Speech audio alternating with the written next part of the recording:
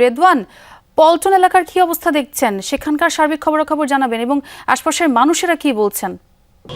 মূলত যেটি জানা যায় বেলা 2টার ঠিক কিছু পরের থেকেই কিন্তু এই যে মসজিদটি রয়েছে কালভার্ট রোডের পল্টনে, সেই মসজিদ থেকেই নামাজ পড়ে বেরিয়েছিলেন ওসমান হাদি এবং তারপরেই তার সাথে এমন একটি নৃশংস ঘটনা ঘটে যায়। একজন প্রত্যক্ষদর্শীর সাথে কথা বলছিলাম ঠিক তার পাশের বাসা থেকে। এই যে যেই পুরো ঘটনাস্থলটি, সেই ঘটনাস্থলটি ইতিমধ্যে পুলিশ এবং র্যাবের কর্মীরা কিন্তু নিরাপত্তা দিয়ে ঢেকে ফেলেছে। পাশাপাশি ডিটেকটিভ ব্রাঞ্চ সহ র্যাপিড অ্যাকশন ব্যাটালিয়ন সহ বিভিন্ন আইন শৃঙ্খলা বাহিনীর কর্মকর্তারাও কিন্তু ইতিমধ্যে এখানে এসেছেন। মূলত যেটি জানা যায় যে তিনি নামাজ পড়ে বের হওয়ার পরেই কিন্তু এই দিক দিয়ে রিক্সা দিয়ে যাচ্ছিলেন এবং ঠিক এই যে হোল্ডিংস লিমিটেড ডেভেলপারের যে বিল্ডিংটি আবিদ হোল্ডিংস লিমিটেড, ঠিক তার সামনেই একটি বৈদ্যুতিক খুঁটির সামনেই তার রিক্সাটি থামিয়ে তারপরে তাকে এখানে গুলিবিদ্ধ করা হয়। আমরা একজন প্রত্যক্ষদর্শীর সাথে কথা বলতে চাই। তিনি জানাচ্ছিলেন যে এই ভবনের দোতলা থেকে গুলির শব্দ শুনে তিনি আমাদের এই ঘটনাটি জানাবেন। আসলে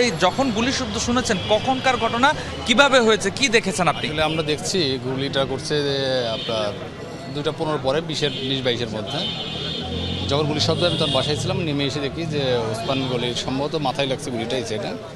এই সাইড দিয়ে আসতেছিল রিক্সায়, আর পিছনে ছিল বাইক, দুজনে হেলমেট পরা।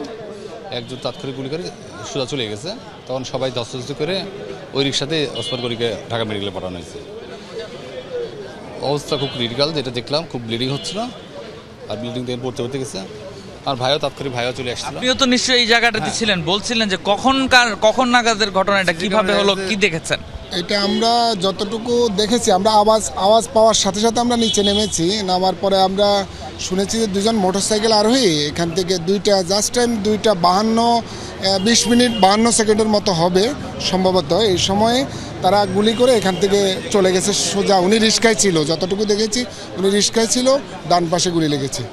শুনছিলাম আমরা প্রত্যক্ষদর্শীদের কাছ থেকে আনুমানিক 2:20 দিকে খুব সম্ভবত এই জায়গাটিতে, অর্থাৎ এই কালভার্ট রোডের যে আবিদ হোল্ডিংস লিমিটেড, এই ভবনটির সামনেই তিনি রিকশায় করে যাচ্ছিলেন এবং দুটি মোটর সাইকেল এসেছে তার পাশাপাশি এবং তারপরে কিন্তু তাকে গুলিবিদ্ধ করে সেই দ্রুতই পালিয়ে যায় দুর্বৃত্তরা। এবং আমরা এখানে আসার পরপরই যেটি দেখতে পাচ্ছিলাম যে পুরো সড়ক জুড়ে কিন্তু রক্তের ছাপ, অর্থাৎ তার যে প্রচুর পরিমাণে রক্তক্ষরণ হয়েছে সেটি কিন্তু একদম স্পষ্ট বোঝা যাচ্ছে। এবং ঘটনাস্থলে আসার পরপরই যেটি জানতে পারি যে আশপাশের কয়েকটি বাসা থেকেই কিন্তু সেই গুলির শব্দটি শোনা গেছে, যার কারণে কিন্তু মানুষজন অনেকটাই আতঙ্কিত হয়ে বাইরে বেরিয়ে আসছেন। যেই ঘটনাস্থলে তিনি গুলিবিদ্ধ হয়েছেন সেই ঘটনাস্থলের চিত্রটি দেখলেই বোঝা যাচ্ছে যে আশেপাশের যতগুলো মানুষ এই ঘটনার প্রত্যক্ষদর্শী হয়েছেন তারা কিন্তু সবাই এই ভবনের নিচে অবস্থান করছেন এবং কেউই নিশ্চিতভাবে বলতে পারছেন না যে কে বা কারা এই ঘটনার সাথে জড়িত কিংবা কিভাবে আসলে এই নৃশংস ঘটনাটি ঘটলো। এবং তার পরপরই কিন্তু আমরা দেখেছি যে এই মসজিদ থেকে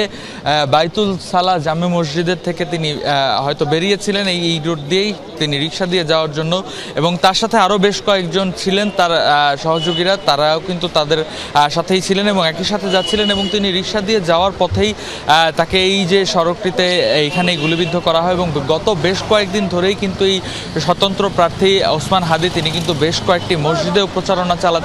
আমরা যেমনটা দেখেছি ফজর নামাজের পরে এবং বিভিন্ন সময় তিনি মানুষের সাথে কুশলাদি বিনিময় করতেন এবং তার পরপরই কিন্তু এটি তার একটি ভিন্ন রকম প্রচারণা এবং জনপ্রিয় হয়ে উঠেছিল। এবং তারপর থেকে কিন্তু তিনি বেশ কয়েকবারই কয়েকটি গণমাধ্যমে জানিয়েছেন যে তার জীবন নিয়ে তিনি শঙ্কায় আছেন। এবং তার পরপরই এমন একটি ঘটনায় কিন্তু শঙ্কিত আশপাশের সবাই এবং প্রত্যক্ষদর্শীরা।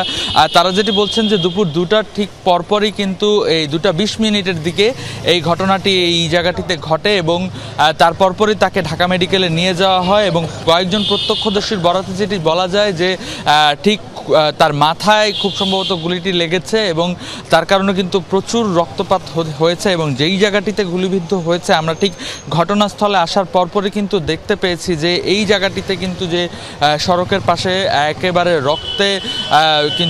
রক্তের ছাপ রয়ে গেছে সড়কটিতে। এবং পাশাপাশি আমরা দেখেছি যে আশপাশের প্রতিটি বহুতল ভবন এবং ভবনের প্রতিটি ভবন থেকে কিন্তু যারা এই গুলির শব্দ শুনেছেন তারা কিন্তু বেরিয়ে এসেছেন। এবং এসেই যেটি দেখতে পারেন যে ওসমান হাদি তিনি রিকশায় ছিলেন, রিকশায় থেকে সেখানে গুলিবিদ্ধ হয়েছেন।